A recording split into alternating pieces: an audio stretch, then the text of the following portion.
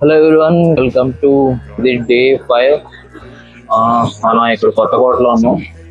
Room ఇప్పుడే checkout చేసాం, వెళ్తున్నాం. స్టార్ట్ అవ్వాలి. ఇంకా బ్రేక్ఫాస్ట్ అయిపోయింది. ఇప్పటికే టైం 12:20 అయింది. ఒక 2 minutesలో బయలుదేరుతాం.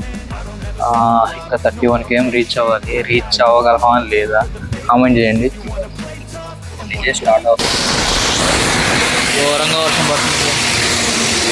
చాలా పెద్దగా 10 km వచ్చాం. ఇంకా రీచ్ అవుతామో లేదో చూద్దాం. వర్షం పడుతుంది కాబట్టి లారీ ఉంటే దీని సైడ్ కాగి అందువల్ల లేట్ అవుతుంది. మొబైల్ ఉన్నాయి. 7:10 అవుతుంది టైం. చూద్దాం ఏ టైంకి వెళ్తాం. 8:50 అవుతుంది. ఇంకా 6.5 వెళ్ళాలి.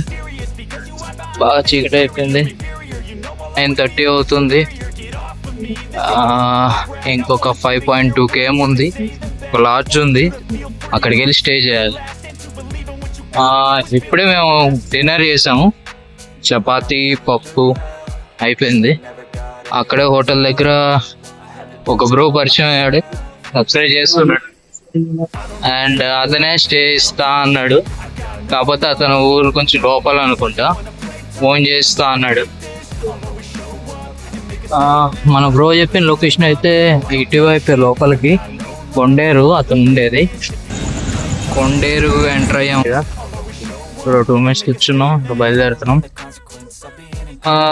మన బ్రో పిలవకపోతే అదే బస్ స్టాండ్లో రెస్ట్ తీసుకొని వెళ్ళిపోయేవాళ్ళం. ఇంకా కిలోమీటర్స్ ఎక్కువైపోతే వద్దులే అనుకున్నాం.